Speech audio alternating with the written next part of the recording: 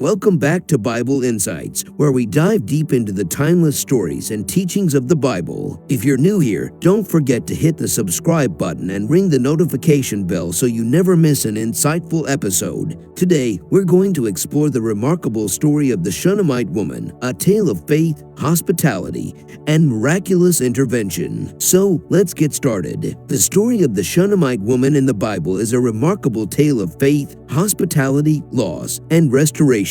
It can be found in the Old Testament, in the second book of Kings, chapters 4 and 8. This narrative is a testament to the power of unwavering faith and the kindness of a woman who showed hospitality to a prophet, Elisha. The Shunammite woman lived in the town of Shunem, located in the region of Issachar, during a time when the prophet Elisha was actively ministering in Israel. Elisha was known for his close association with his mentor and predecessor, the renowned prophet Elijah. Elisha continued the prophetic ministry that Elijah had carried out, performing miracles and conveying God's messages to the people of Israel. The story begins with the Shunammite woman, who is not named in the Bible. Recognizing the holiness of Elisha, she discerned that Elisha was a true prophet of God and felt compelled to offer him her hospitality. Her generous nature and respect for the prophet led her to invite Elisha to dine with her and her husband whenever he passed through Shunem. Elisha accepted the Shunammite woman's offer and soon became a regular guest in her home. Recognizing the need for a suitable place for Elisha to stay during his visits, the woman persuaded her husband to build a small upper room for the prophet. In this room, Elisha could rest and pray, making his visits more comfortable and convenient. The Shunammite woman's act of kindness and hospitality reflected her deep reverence for God and his prophet. Her actions serve as an example of the biblical principle of welcoming and caring for strangers, a theme echoed throughout the Bible. Her genuine and selfless hospitality set the stage for the miraculous events that would follow. One day, Elisha wanted to express his gratitude to the Shunammite woman for her generosity and hospitality. He asked his servant, Gehazi, to inquire about any way he could repay her kindness. Gehazi discovered that the woman and her husband were childless, and as they were getting older, they had resigned themselves to a life without children. Elisha, moved by this revelation, promised the Shunammite woman that she would embrace a son within the year. Despite her initial disbelief due to her age and her husband's old age, Elisha's words came to fruition, and she gave birth to a son as the prophet had prophesied. This miraculous birth brought immense joy to the Shunammite woman and her household.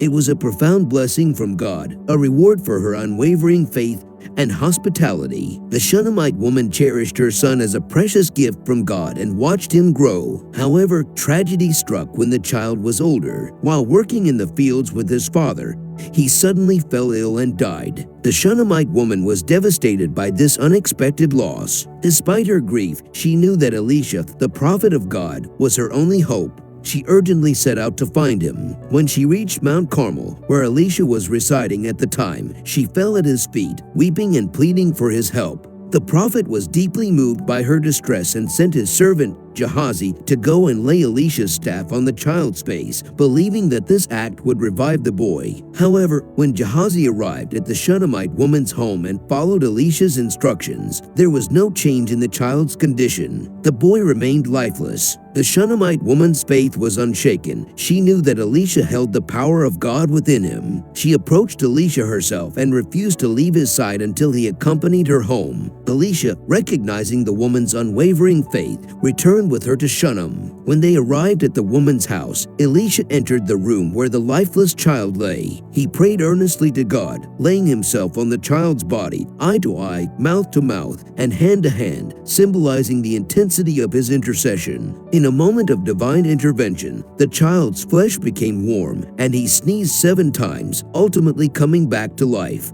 Elisha called for the Shunammite woman, and with tears of joy, he presented her son alive and well. The miraculous restoration of her child reaffirmed the Shunammite woman's faith in God and his chosen prophet, Elisha. After the miraculous resurrection of her son, the Shunammite woman continued to enjoy the blessings of God's favor in her life. However, Elisha, in his prophetic wisdom, foresaw a grave trial that would befall the land of Israel, a severe famine that would span 7 years. Recognizing the impending disaster, Elisha advised the Shunammite woman to leave the region temporarily and seek refuge elsewhere. Heeding Elisha's warning, the Shunammite woman and her family decided to depart from Shunem and reside in the land of the Philistines to endure the challenging times ahead. They settled there, away from their homeland, for 7 years, as Elisha had foretold. During this period, they had to adapt to a different way of life, far removed from their familiar surroundings. The 7 years passed, and the famine finally came to an end,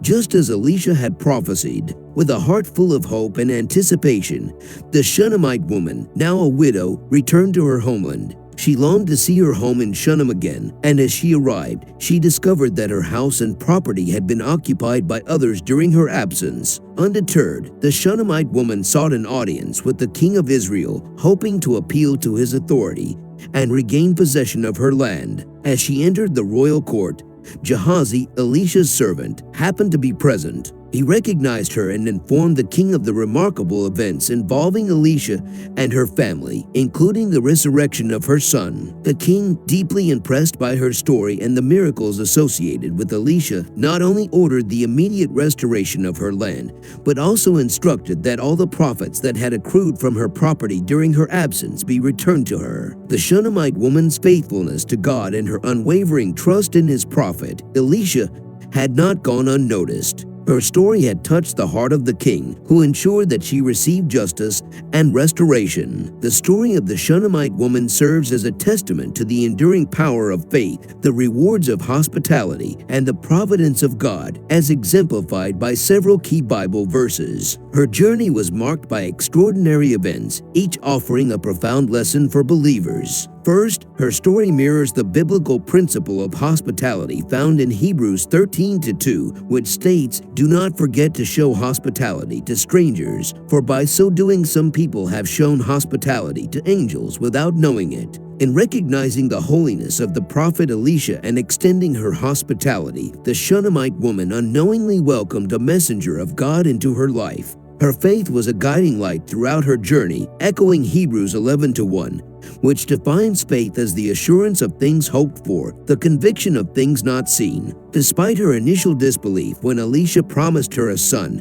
her faith was unwavering, ultimately leading to the birth of her long-awaited child. Tragedy struck when her son fell ill and died, but her determination to seek Elisha's help reflects Psalm 34:17-18, which assures us that the righteous cry out, and the Lord hears them. He delivers them from all their troubles. The Lord is close to the brokenhearted and saves those who are crushed in spirit. Her faith in Elisha's intercession and God's mercy played a pivotal role in her son's resurrection. Furthermore, her sojourn in a foreign land during the 7-year famine can be likened to the story of Joseph in Egypt. Just as Joseph's faithfulness in adversity led to restoration and abundance, the Shunammite woman's obedience to Elisha's guidance demonstrated her trust in God's providence even during trying times. Ultimately, her return to her homeland and the restoration of her land and possessions align with Job 42:10, which declares, "And the Lord restored the fortunes of Job when he had prayed for his friends. And the Lord gave Job twice as much as he had before." Her faith, resilience, and trust in God resulted in a remarkable restoration, reminding us that God's grace and blessings abound for those who trust in Him. In conclusion, the story of the Shunammite woman is a remarkable narrative within the Bible, showcasing the themes of faith, hospitality, miraculous intervention, and restoration. Her experiences serve as an enduring source of inspiration for believers, emphasizing the importance of faith in the face of adversity and the profound impact of acts of kindness and generosity. So, as we reflect on the story of the Shunammite woman, may it remind us to trust in the Lord with all our hearts, to show kindness to others, and to have faith in His providence. Thank you for joining us on this insightful journey through the pages of the Bible. If you found this video inspiring, please give it a thumbs up and share it with others who may benefit from this timeless story. And don't forget to subscribe for more Bible insights and inspirational content.